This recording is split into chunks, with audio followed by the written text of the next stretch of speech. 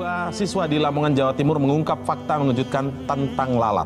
Bakteri yang terdapat pada tubuh lalat ternyata bisa dimanfaatkan untuk obat diare. Jadi jangan suzon terus ya dengan lalat ya. Karena berkat temuan itu, kedua pelajar meraih medali emas di Olimpiade Proyek Penemu Muda di Georgia, Amerika Serikat.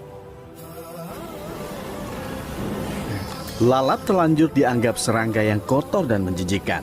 Tapi tidak bagi Alfian Nurfaizi dan Arum Ayu Ratnawilis. Berkat penelitian yang dilakukan selama 3 bulan, Alfian dan Arum menemukan obat diare. Obat itu berasal dari bakteri yang ada pada tubuh lalat.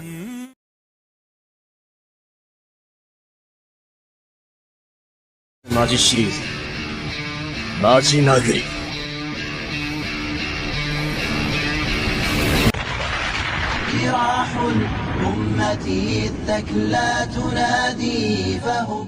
Bismillahirrahmanirrahim. Apa kabar Coffeezen semuanya? Semoga kita selalu dalam lindungan Allah Subhanahu wa taala. Coffeezen semuanya, kita akan kembali lagi membahas hal-hal yang sifatnya ilmiah. Peneliti menemukan fakta bahwa ternyata lalat itu di sebelah sayapnya itu mengandung racun dan sebelah sayapnya mengandung penawar. Dan ternyata dari Indonesia sendiri ada pelajar-pelajar dari Indonesia yang mereka mampu membuat obat dari lalat. Lalat dijadikan sebagai obat untuk mencegah beberapa penyakit termasuk penyakit mencret dan juga diare. Kenapa bisa sampai seperti itu? Karena kebanyakan diare itu juga bisa berasal dari kuman yang ada di dalam lalat. Maka ketika lalat itu membawa kuman, maka lalat juga membawa anti kuman dari apa yang dia bawa itu sendiri. Di dalam lalat itu adalah racun, juga ada obatnya. Ada racun, ada penawarnya. Itulah keajaiban dari lalat. Ketika Allah Subhanahu wa taala menciptakan lalat, maka Allah Subhanahu wa taala lengkapi lalat itu dengan keajaiban-keajaiban. Termasuk mata lalat yang sangat luar biasa. Termasuk bagaimana lalat itu makan yang hanya dalam hitungan detik saja, maka dia mampu melahap segalanya dan mampu mencerna segalanya.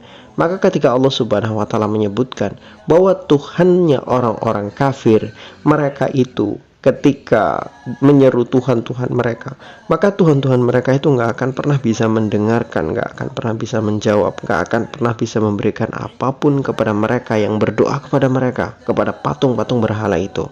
Jangankan kok berdoa, jangankan kok mengabulkan doa.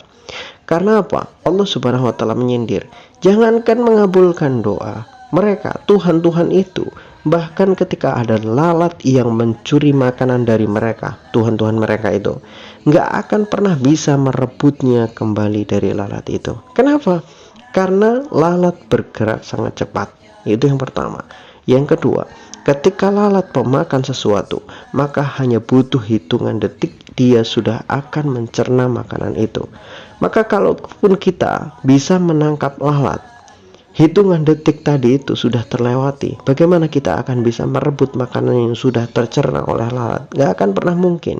Itulah sindiran dari Allah Subhanahu wa taala sekaligus mukjizat dari Al-Qur'an, bahwa kecepatan lalat dalam mencerna makanan itu sangat luar biasa, sehingga Allah sampaikan Tuhan-Tuhan mereka itu gak akan pernah sanggup bisa untuk merebut makanan dari lalat ketika makanan itu, ya, makanan yang dimiliki oleh Tuhan-Tuhan mereka, makanan yang dipersembahkan oleh Tuhan-Tuhan mereka, dicuri oleh lalat, nggak akan pernah bisa mengambilnya kembali.